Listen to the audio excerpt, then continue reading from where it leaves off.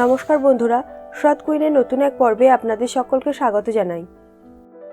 আজ আমি আপনাদের সাথে সয়া কিমা মশলা রেসিপিটি শেয়ার করব। এটি বানানো খুবই সহজ এবং ঘরে থাকা উপকরণ দিয়েই এটিকে বানানো যায়। চলুন তাহলে আর দেরি না করে রেসিপিটি শুরু করা যাক। সয়া কিমা মশলা বানাবার জন্য একটা পাত্রে 2 কাপ মতো ঈষৎ উষ্ণ গরম জল নিয়ে নিয়েছি।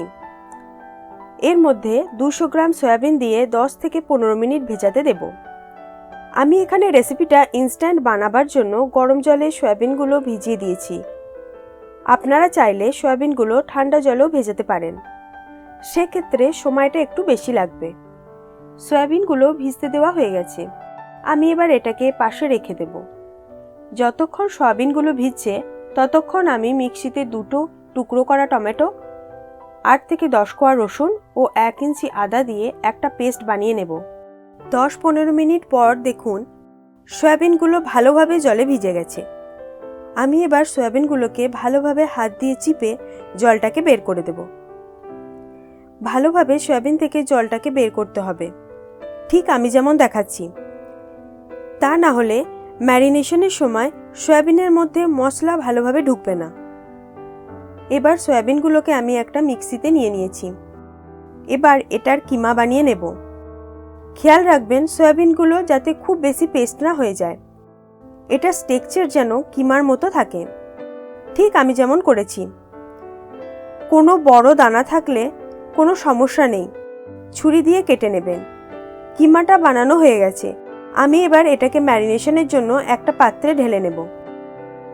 কিমাটার মধ্যে 1 টিস্পুন নুন, 1 টিস্পুন হলুদ, 1 teaspoon Kashmiri red chilli powder, 1 teaspoon ধনে গুঁড়ো, 1 teaspoon meat masala, half teaspoon গরম মশলার গুঁড়ো, 1 টিস্পুন লাল লঙ্কার গুঁড়ো, 1 টিস্পুন ঘি, 4 টেবিল স্পুন টক দই দিয়ে ভালোভাবে মিশিয়ে নেব। ভালোভাবে মেশানো হয়ে গেলে 1 teaspoon roasted kasuri methi crush করে মিশিয়ে দেব। কিমাটা ম্যারিনেট হয়ে গেছে, এবার এটাকে পাশে রেখে দেব। কিমা মশলা বানাবার জন্য একটা প্যানকে প্রিহিট করে নিয়েছি।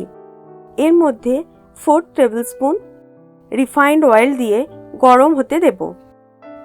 তেলটা হালকা গরম হয়ে গেলে এর মধ্যে 1 টিস্পুন ঘি অ্যাড করে দেব। এই রান্নায় তেলের পরিমাণটা একটু বেশি লাগে। ঘিটা তেলের মধ্যে মিক্স হয়ে গেলে এতে একটা তেজপাতা মাঝখান থেকে চিড়ে দিয়ে দেব। এবার 2 এলাচ, একটা বড় এলাচ, একটা জায়ফল, 3টে লবঙ্গ ও একটা দারচিনি দিয়ে দেব। গরম মশলা থেকে সুন্দর গন্ধ বের হলে হাফ টিস্পুন জিরে অ্যাড করে দেব। জিরেটা সম্পূর্ণ অপশনাল, চাইলে নাও দিতে পারেন। জিরেটা একটু ভাজা হলে সামান্য পরিমাণে হিং অ্যাড করে দেব। মশলা থেকে সুগন্ধ বের হলে 3টে মিডিয়াম সাইজের স্লাইস করে রাখা পেঁয়াজকে অ্যাড করে দেব। লো ফ্লেমে পেঁয়াজটাকে ডিপ ব্রাউন হওয়া পর্যন্ত ভালোভাবে ভাজতে হবে। পেঁয়াজটাকে ভাজতে আমার 6 থেকে 7 মিনিট সময় লেগেছে। দেখুন পেঁয়াজগুলো ভাজা হয়ে গেছে। এবার এর মধ্যে 1 টিস্পুন হলুদ গুঁড়ো, 1 teaspoon Kashmiri red chilli powder add করে দিয়েছি। এই সময় হলুদ গুঁড়ো ও লঙ্কার গুঁড়ো মেশালে রান্নায় খুব সুন্দর একটা কালার আসে।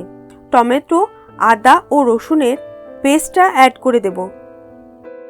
ভালোভাবে মিশিয়ে দিয়ে কষাবো যতক্ষণ না টমেটোর জলটা শুকিয়ে যায় ও আদা রসুনের কাঁচা গন্ধ চলে যায়। 1 টিস্পুন নুন অ্যাড করে ভালোভাবে নাড়াচাড়া করে মিশিয়ে দেব। নুনটা আপনারা আপনাদের স্বাদ অনুযায়ী অ্যাড করবেন। খেয়াল রাখবেন ম্যারিনেশনের সময় কিমাটায় নুন দেওয়া আছে। এবার 2 থেকে 3 মিনিটের জন্য ঢাকা দিয়ে দেব। 2-3 মিনিট পর ঢাকা খুলে দেখুন মশলার জল শুকিয়ে গেছে ও মশলা থেকে তেল ছেড়ে দিয়েছে। এবার এর মধ্যে হাফ টিস্পুন ধনে গুঁড়ো, হাফ টিস্পুন গোলমরিচ গুঁড়ো, হাফ টিস্পুন মিট মশলা দিয়ে ভালোভাবে নাড়াচাড়া করে মিশিয়ে দেব। 1 টেবিল স্পুন জল দিয়ে ফেটানো টক দই অ্যাড করে দেব। টক দই অ্যাড করার পর ক্রমাগত খুন্তি দিয়ে গ্রেভিটা নাড়াচাড়া করতে হবে, তা না হলে দইটা ফেটে যাবে। কিছুক্ষণ নাড়াচাড়া করার পর ম্যারিনেট করে রাখা সয়া কিমাটা অ্যাড করে দেব। ভালোভাবে গ্রেভির সাথে মিশিয়ে দেব। 1 কাপ মতো জল অ্যাড করে দেব। 5 মিনিটের জন্য ঢাকা দিয়ে দেব।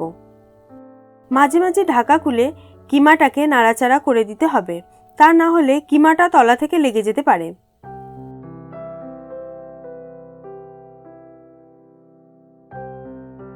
পাঁচ মিনিট পর ঢাকা খুলে 2টো চিড়ে রাখা কাঁচা লঙ্কা অ্যাড করে দেব। ভালোভাবে নাড়াচাড়া করে কিমার জলটা শুকিয়ে নিতে হবে।